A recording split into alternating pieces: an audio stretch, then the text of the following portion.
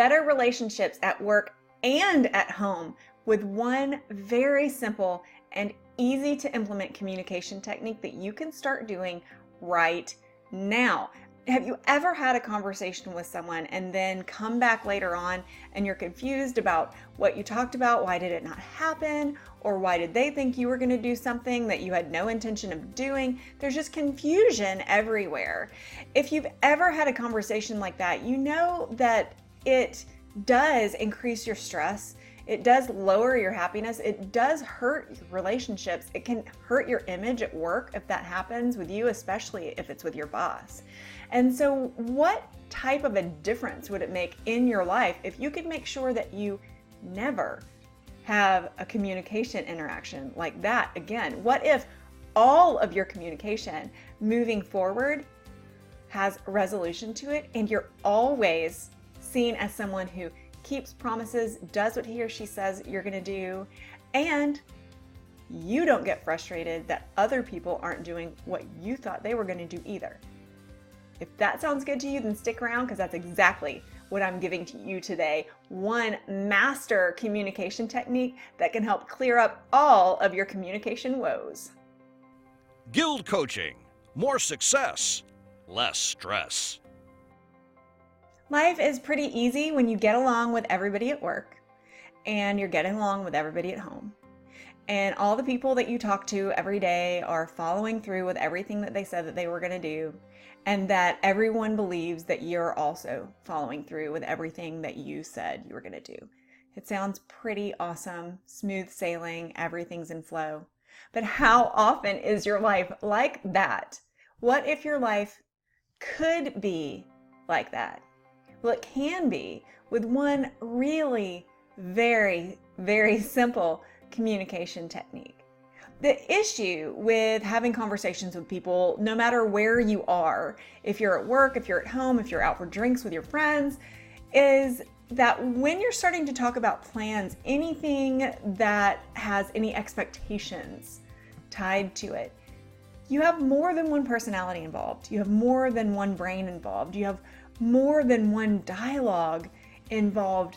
And when you have more than one of all those things, then boom, you can just have an explosion and things can happen. And you think, what in the world just happened? We were just talking so very recently and everything was just fine. So get out your pen and paper. I want you to take some notes, because I'm going to give you some questions that you are going to need to memorize and ask yourself. And these questions that you're going to memorize and ask yourself are going to help you eliminate unmet expectations, disagreements, and confusion. One of the number one things that my executive coaching clients ask me to help them with when we're talking about ways for them to be more effective managers is how can they more clearly communicate things that their team needs to do. Because I said that they'll bring their team together and they'll have meetings and everybody will have their to-do list items, and then they adjourn the meeting and send people out, and then those people don't end up following up with what they said that they were going to do. How can I make my employees do what they said they were going to do is the big question. And I always answer that with a question. How clear are you being in your own communication? That's a big question. Most of us aren't extraordinarily clear in our communication, and that's really what you have to make sure you are being perfectly clear. Here's what we're talking about today. It's called a communication outcome conversion. I want you to write that down. And if you don't have a pen and paper, or even if you do, open up the chat, the comments section of this video, and I want you to type this in. Type in communication outcome conversion. What this means is that you're going to begin all of your communications with the outcome in mind so that you can convert it into a positive communication. There's not going to be all of that confusion anymore. There's not going to be miscommunication. There's going to be clarity, and everybody is going to be a lot happier. Plus, when you know how to do this, which I'm teaching you today, when you know how to do a communication outcome conversion, you are seen as more reliable, You are somebody who other people know that they can depend on, and they have a higher opinion of you because your communication is simply more direct, clear, and you have a chance to really show them how much you care about what they think as well, whomever it is that you're talking to. There are 4 elements to the communication outcome conversion. They are very simple, but chances are you're doing them wrong. I'm going to tell you what they are, and then I'll explain each one. They are: be specific, listen, ask questions, and summarize. So type that into the chat. Be specific, listen, ask questions, and summarize. Those are the 4 things that we're going to talk about.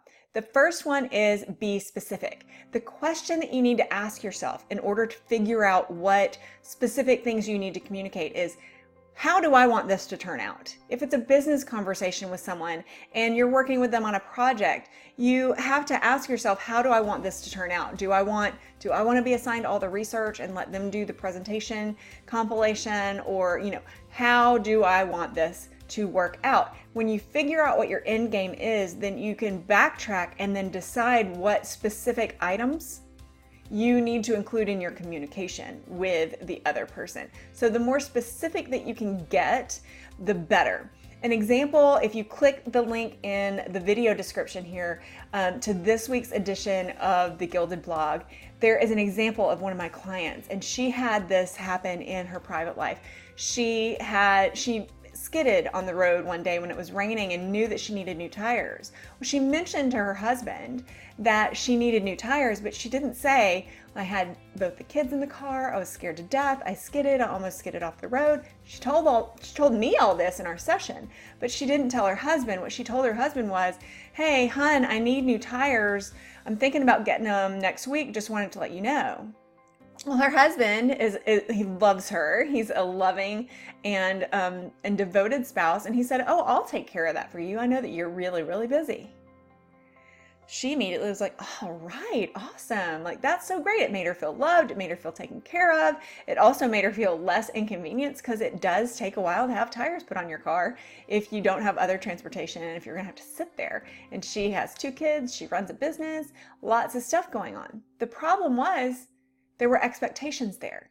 She immediately thought, oh, this is going to get taken care of in a couple of days. And he immediately thought, gee, I'm really busy this week, so I can't do it today, tomorrow. Okay, so then none of this is being said. There's 2 different internal dialogues being said. So the only thing that she needed to include to let him know what a priority this was for her, and that there's a high intensity of emotion attached to it, driving down the street, skidding, 2 kids in the car, scared you're going to run off the road, is to say, hey, here's why I need new tires. I was really scared. Just so you know what happened. Just want to let you know what happened. If he would have had that piece of information, then he would have wanted to give her more. So figure out what you want in the end, and then make sure that you communicate the details that are necessary for the other person to really understand your true intention. Because it's not enough that you're understood. It is your responsibility to make sure that you're not misunderstood. The second point is to listen. Most people listen to a half of a sentence and then they decide how they want to respond. And that's when their hearing or their listening kind of shuts down, because they're like, don't forget, this is how you're going to respond. This is how you're going to respond. This is how you're going to say it. Stop doing that. Take a deep breath and actually dive into what the other person is saying. You're going to have different responses. You can still say that one comeback that you want, but it's going to give you the chance to formulate some really good questions. So back to that tire example, had she given him more information and been specific up at the beginning, this would have turned out differently. The spoiler alert, he didn't get tires put on her car. She ended up doing it because he had a different timeline in mind. He didn't realize how scared she was. But it wouldn't have turned out like that had she been specific. Had she really listened to what he said, she would have known she needed to ask some qualifying questions back. So she wasn't specific enough. She didn't really listen to what he said. He wasn't really picking up on her intention. So nobody asked any questions. She had no idea when he intended to do it, what the timeline was. She didn't know if he understood how important it was to her. None of that. And so she wasn't able to ask questions. So when you listen to someone, if she had heard him say, oh yeah, I can take care of that for you. I'm happy. We'll just trade cars and da-da-da-da-da. Great. When? Are you sure you have time for this? I know that I can work in a conversation instead of just taking this little tidbit and saying, oh, I'm really busy with my life. Great, I'll give you my car and you can take care of this for me. Pew, on with your life. Put a little bit more time into it. Put a little bit more care into it. Put a little bit more thought into it. And that'll let you ask some questions. Those questions are also going to mean a lot to the person you're talking to because it has you engaged. It has you involved in the conversation, and it seems as though you really care about what the other person is thinking, feeling, wanting. That helps to build up your relationship and not tear it down, which is exactly what happened in this tire example.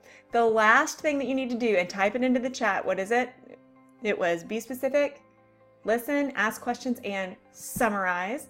You need to summarize things so that you know that you have a good understanding. Now, in the example of a husband and wife, this could come off as kind of naggy. And so the way that you don't turn it into a nagging communication